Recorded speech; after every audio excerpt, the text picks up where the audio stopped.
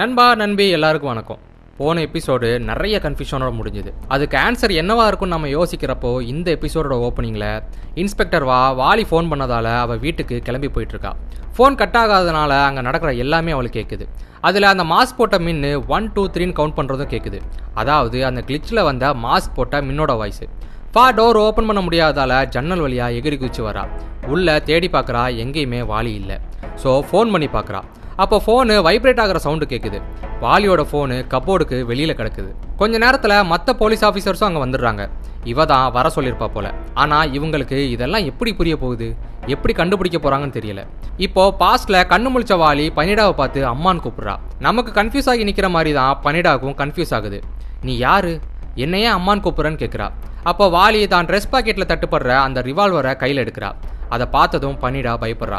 உடனே வாலி, அம்மா இது என்னோட செல்ஃப் டிஃபென்ஸ்க்காக தான் வச்சிருக்கேன், பயப்படாதீங்கன்னு சொல்றா. அதை கேட்ட பனிடா அந்த கன்னை கீழே வச்சுட்டு அந்த கார்னர்ல போய் நில்லுன்னு சொல்றா. வாலியும் கன்னை கீழே வச்சுட்டு ஓரமா போய் நிற்கிறா.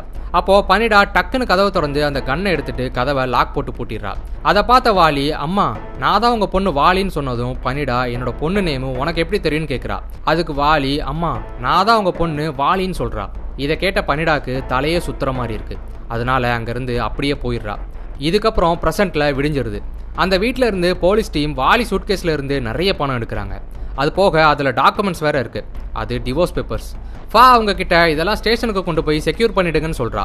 அப்போ டே என்ன சொல்றான்னா, இது நிறைய பணம், ஒருவேளை அவள் ஓடி போயிருந்தா இதையும் தான் தூக்கிட்டு போயிருக்கணும்னு சொல்றான். அதுக்கு ஆமா, நேற்று நான் வாலிக்கு கால் பண்ணப்போ சின்ன பொண்ணு ஏதோ கவுண்ட் பண்ணுற மாதிரி கேட்டுச்சுன்னு சொல்றா. அதுக்கிட்டே மேபி அவள் பொண்ணு கிடச்சிருக்கலான்னு சொல்கிறான். அதுக்கு அப்போ அந்த பொண்ணை இப்போ எங்கே, இப்போ 2 பேரையுமே காணாமேன்னு சொல்கிறா. இவங்களுக்கு ஒரே குழப்பமாக இருக்குது. ஸோ அங்கே தேடி பார்க்குறாங்க. அப்போ ஒரு புக்கில் ஒரு ஃபோட்டோ இருக்குது. அது வாலியோட அம்மா பனிடா தான். இங்கே இருக்கிற எல்லாத்தையுமே ஸ்டேஷனுக்கு தூக்கிட்டு போயிருங்கன்னு சொல்கிறா. அதுக்கப்புறம் அங்கே இருக்கிற எல்லா இடத்துலையும் தேடி பார்க்குறா. அப்போது அங்கே ஜன்னலில் கர்டைன்ஸ் ஓப்பன் ஆகியிருக்கு. ஸோ அது கிட்ட போய் பார்க்குறா. அப்போது டக்குன்னு அந்த நட்டி வந்து எட்டி பார்க்குறான். பக்குன்னு ஆயிடுது. பைத்தியக்காரன் இப்படியா என்ட்ரி கொடுப்பான். அவங்கிட்ட வாலியை பார்த்தீங்களான்னு கேட்குறா. அவனுக்குமே அதை பற்றி எதுவுமே தெரியல. அவங்கிட்ட பனிடாவோட ஃபோட்டோவை காட்டி யாரு என்னன்னு டீட்டெயில் கேட்குறா. அதுக்கு நட்டி அவங்க வாலியோட அம்மா ஹைட்ரோ எலக்ட்ரிக் டேமில் இன்ஜினியராக இருந்தாங்கன்னு சொல்கிறான். அதுக்கு அவங்க பேஸ்மெண்ட்டில் என்ன பண்ணாங்கன்னு கேட்குறா. அதுக்கு அவன் அங்கே போகிறதுக்கு யாருக்குமே அனுமதி இல்லை.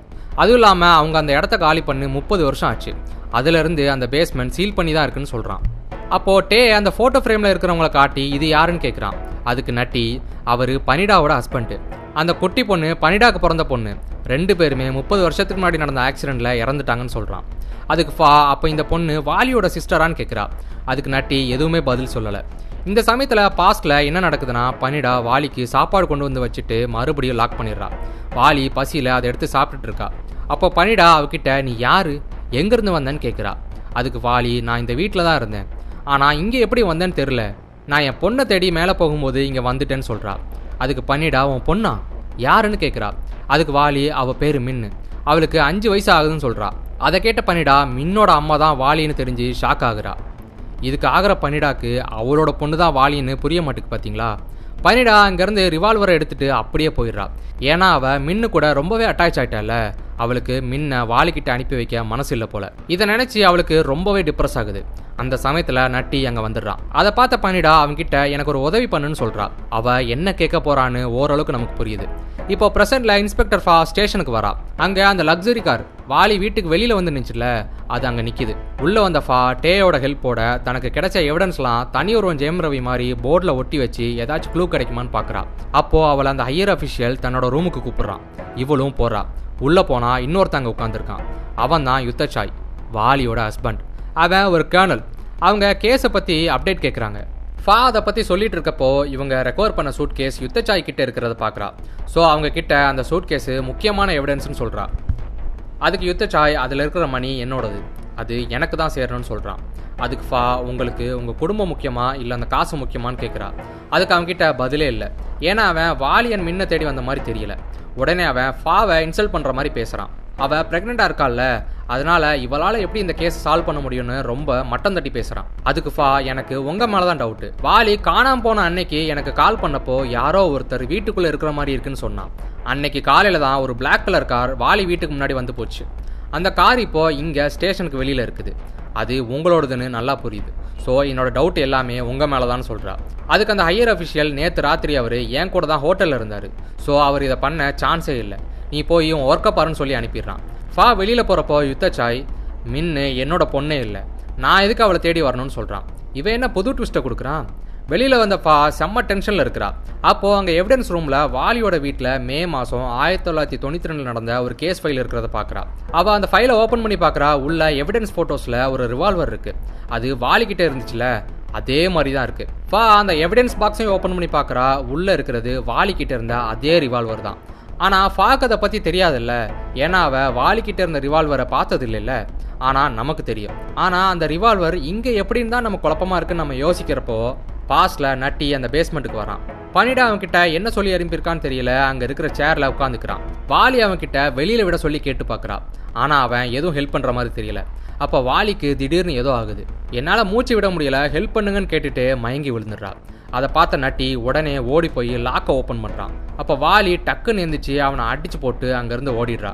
அவள் படி ஏறி மேலே வரா. அப்போ மின்னு கவுண்ட் பண்ணுற சத்தம் கேட்குது. அதை கேட்டதும் சந்தோஷத்தில் வாலி டோர் கிட்ட போய் அதை தட்டி மின்னு கூப்பிட்றா. வெளியில் இந்த சத்தம் கிட்ட மின்னு அந்த டோர் கிட்ட வந்து பார்க்குறா. அப்போ வாலி அந்த கதவை நோண்டி ஒரு பீஸை மட்டும் உடச்சி பார்க்குறா. வெளியில் நிற்கிறது மின்னு தான். மின்னை பார்த்து அவள் சத்தம் போடுறதுக்குள்ள ஒரு கை அவள் வாயை பொத்திடுது. இதை வெளியிலேருந்து பார்த்த மின்னு ஷாக் ஆகுறா. அவளுக்கு உள்ள யாரோ இருக்காங்கன்னு மட்டும்தான் தெரியுது. ஆனால் அது அவளோட அம்மான்னு தெரியல. பனிடா அங்கே வந்து இங்கே என்ன பண்ணுறேன்னு கேட்குறா. அதுக்கு மின்னு உள்ளே யாரோ இருக்காங்கன்னு சொல்கிறா. அதுக்கு பனிடா அதெல்லாம் யாரும் இல்லை, நீ இங்கே வரக்கூடாது, நீ போய் பேப்பர் டால்ஸ் வச்சு விளையாடுன்னு சொல்லி அனுப்பி விட்டுறா. அப்போது வாலி இந்த டோரில் போட்ட ஓட்டை தான் இப்போவும் ப்ரெசண்டில் இருக்குது. ஆனால் அது வாலிக்கே தெரியல. பார்த்தீங்களா? இப்போ பனிடா லாக்கை ஓப்பன் பண்ணி டோரை திறந்து பார்க்குறா. உள்ள நட்டி வாலியோட வாயை பொத்தி வச்சிருக்கான். பனிடா நட்டிக்கிட்ட இவ இங்கே இருக்கக்கூடாது, காலி பண்ணிடுன்னு சொல்கிறா. இந்த சமயத்தில் ப்ரெசென்ட்டில் அந்த எவிடன்ஸ் பாக்ஸை எடுத்துகிட்டு வந்து அந்த ரிவால்வரை காட்டி டீட்டெயில்ஸ் கேட்குறா. அந்த ரிவால்வரோட சீரியல் நம்பரை வச்சு இது இயர் 2000 பண்ணதாக இருக்கும்னு சொல்கிறான். ஆனால் இது கிடைச்சது 1992 நடந்த கேஸோட எவிடன்ஸ் பாக்ஸில். ஸோ அவங்களுக்கு குழப்பமாக இருக்குது. அப்போது பக்கத்தில் இருக்கிறவன் இது லீகலாக ரெஜிஸ்டர் ஆகிருக்கு, நான் அதை பற்றின டீட்டெயில் கொஞ்ச நேரத்தில் சொல்கிறேன்னு சொல்கிறான். அவகிட்ட ஃபோட்டோவில் இருக்கிற இதே கன் தானான்னு டவுட்டில் கேட்குறான். ஒருவேளை கேஸை முடிக்க எவிடன்ஸை கூட யாராவது மாற்றி வச்சிருக்கலாம்ல. இப்போ இவங்க 2 பேரும் கிளம்பி ஒரு ஹோட்டலுக்கு வந்து அங்கே இருக்கிற CCTV செக் பண்ணி பார்க்குறாங்க. எதுக்குன்னா யுத்தச்சாய் நேற்று ராத்திரி நிஜமாவே அங்கே தான் இருந்தானான்னு தெரிஞ்சுக்க. பார்த்தா அந்த எஸ்பியும் யுத்தச்சாயும் அங்கே தான் இருந்திருக்காங்க. அதில் ட்விஸ்ட் என்னடானா 2 பேரும் 2 ஜலஜா கூட ஜல்சா பண்ணியிருக்காங்க.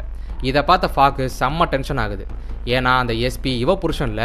இப்போ இன்ஸ்பெக்டர் ஸ்டேஷனுக்கு போக சொல்லிட்டு கார் எடுத்துகிட்டு கிளம்புறா. அவள் அந்த பழைய கேஸை ஹேண்டில் பண்ண இன்ஸ்பெக்டரை தேடி தான் போறா. இதே சமயத்தில் பாஸ்ட்ல நட்டி வாலி கையை காலை கட்டி போட்டு காரில் எங்கேயோ தூக்கிட்டு போகிறான். வாலி ரிவால்வர் நட்டி கையில் இருக்கிறத பார்த்து தன்னை கொல்ல போகிறாங்கன்னு புரிஞ்சுக்கிட்டு கியர் லிவரை ஓங்கி ஒத்தே மிதி. உடனே காரு கண்ட்ரோல் இல்லாமல் போய் கவுந்துருது. ரொம்ப நேரம் கழிச்சு கண்ணு முழிச்ச வாலி காருக்குள்ளேருந்து வெளியில் வரா. அவளுக்கு மண்டையில் செம்ம அடி. உள்ள நட்டி இன்னும் கண்ணு முழிக்கல. அப்போ காரில் உள்ள ரேடியோவில் நியூஸ் சொல்கிறாங்க. அதில் டேட்டும் சொல்லுவாங்கல்ல. அதை கேட்ட வாலிக்கு இது 1992 வருஷம்னு புரியுது.